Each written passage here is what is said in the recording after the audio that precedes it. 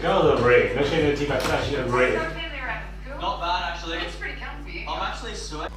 Please take one step forward now. Oh. Cynthia, why did you step forward? I took that because he said that if he wanted someone who was smart. Cassie, I'm starting to think you expect Cynthia has stepped forward for you, but you can choose any of the 5 girls. Who would you like to couple up with?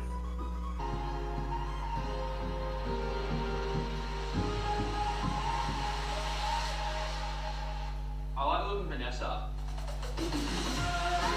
Sorry, bro. Nice to steal your girl, right? Yeah. How are you feeling right now?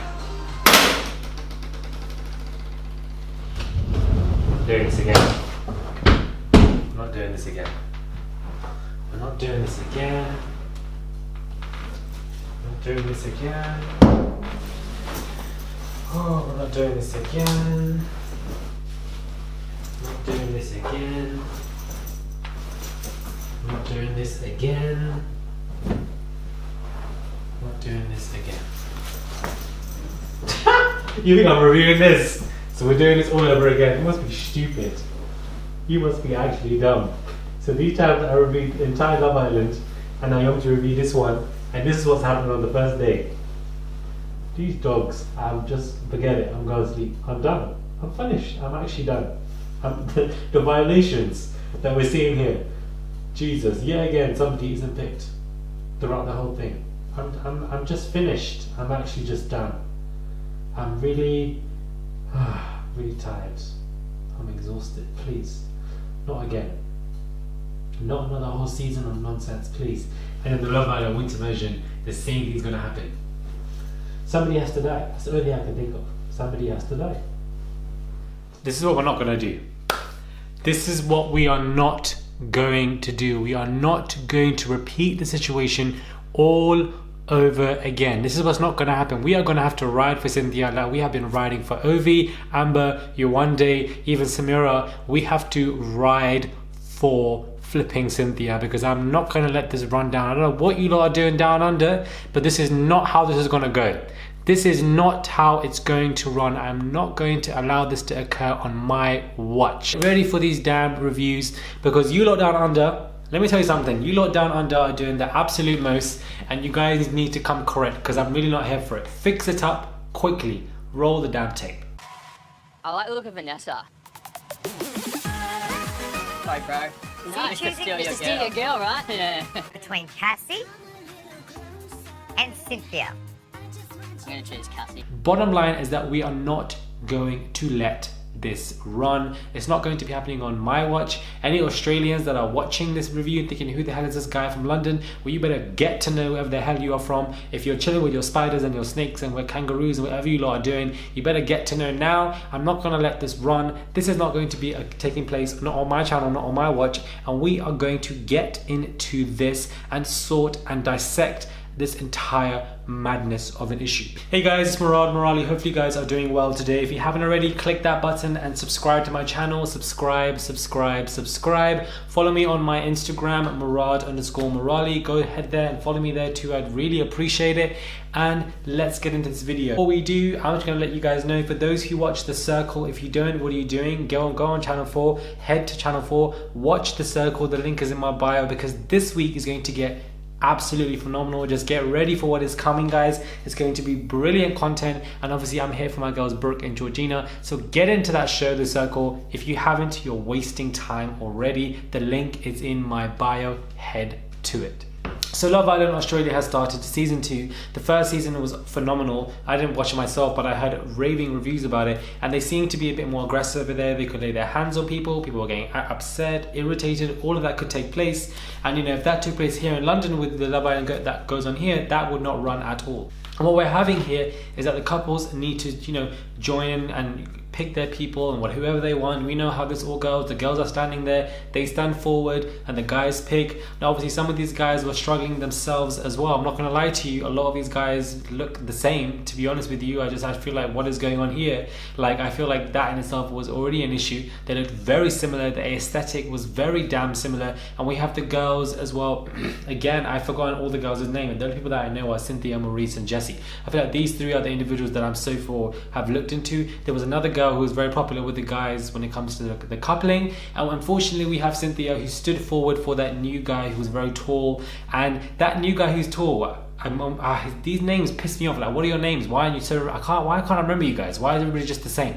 But who we have this guy, and his personality just pisses me off. I'm looking for a girl who's as beautiful as I am. Like, oh, I want somebody just as beautiful as me. Like, this wayward kind of personality that you have, beloved, beauty fades, but your clapped personality does not. So when you're getting old, best believe you need to change your ways, because the way I'm seeing you right now and the way you're coming off, it comes off very big-headed, and it comes off like, oh, I'm, XYZ, I'm this, I'm that. Like, you can tell by the way he acts and his body language, he feels like he's better than people. His looks have subconsciously, if not consciously, have subconsciously gotten to him. And when Cynthia stepped forward to him, and obviously he did completely swiftly declined it in such a manner away, went for somebody else, but then didn't even acknowledge her after that took place, like acknowledge this person's existence. I like the look of Vanessa. Sorry, bro.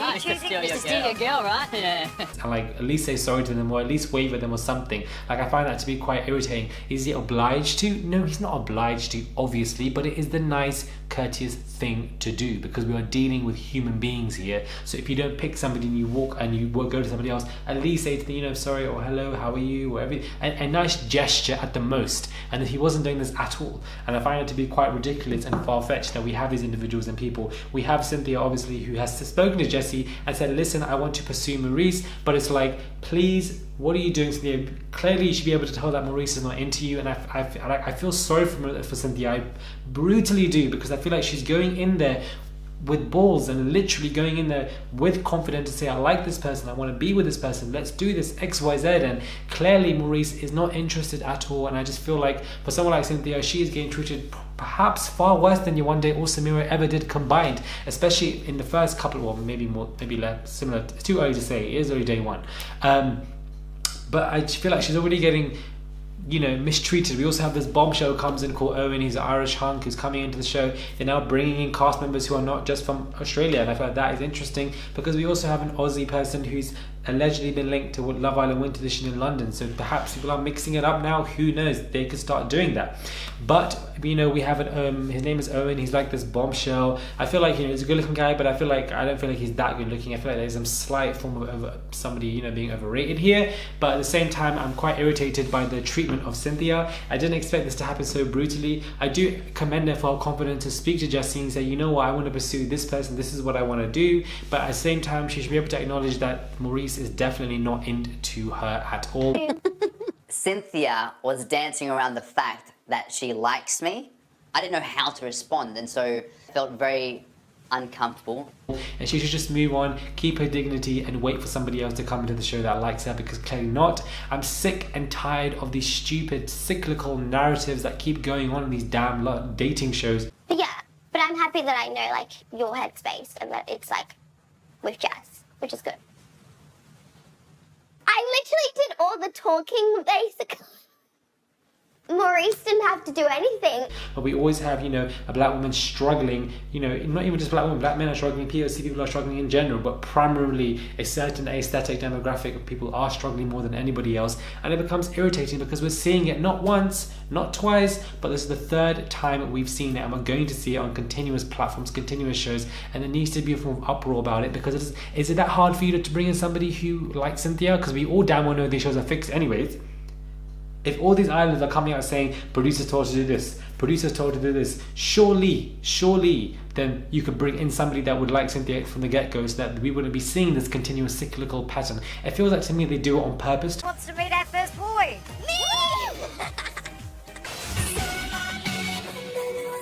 To cause this outrage, to cause this irritants, because this causes conversation, which, you know, maintains the relevancy of the show. This is what I feel like these shows are doing. I feel like it's very tactical, it's irritating, and they need to get it together, because we keep on seeing this, and it's like, how many times we even saw this in the flipping Love Island USA show as well. The same thing happened, but with far less instance, and it's like, okay, you know, people keep comparing it to, I saw some comments saying, oh, you know, but Mary Musa was, when she was on Survival of the Fittest, it was okay for her, she had guys. I'm just like, just because in one instance everything was fine for somebody doesn't mean that we can suddenly use that and everything else becomes excusable, and everything else means that nothing's no longer a problem. Just because of this one instance everything was okay, everything else okay, like that's not how it goes. And you can't just use one example to simply be to cover up everything else. I don't feel like it goes like that as well, and I feel like that's a very poor excuse to use. Yes, we should also highlight those positive issues, positive examples. They should be kept in the conversation,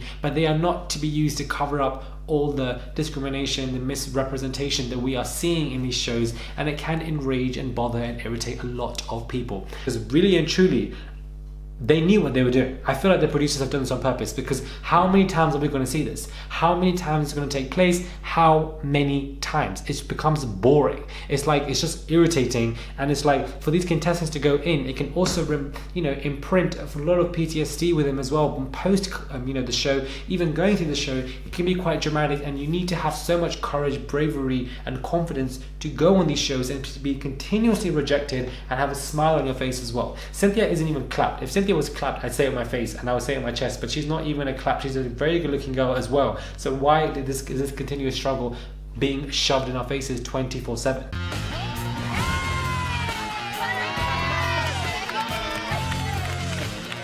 It's like happening every segment of the year. We're seeing it on our main screens, and it just becomes tiring and irritating. When is this going to end?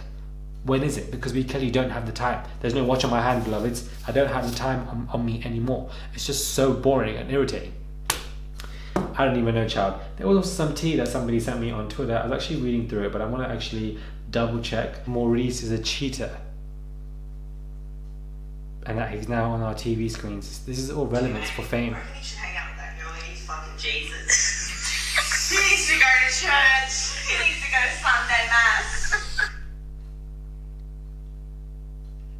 Maurice, because of what he did to Christie Island, goes to her post. Damn, so it seems that Walding, what my name is, I'm in school, can I watch Love Island? So clearly this person was going in a relationship with, and is being utterly exposed. Damn, so this guy is actually a cheater. So Cynthia, the fact that you are going for a cheater and, you know, God is trying to save you here and decline yourself from this mess, his girlfriend has completely exposed him on this entire situation, and that in itself I find to be interesting. Wow. Anyways, let me know what your thoughts are on this video. Please do subscribe, click that button for daily consistent content. Follow me on my Instagram, Murad_Morali. Subscribe. Show some love to my Instagram. I'd really appreciate it. I'll catch you guys soon for another video.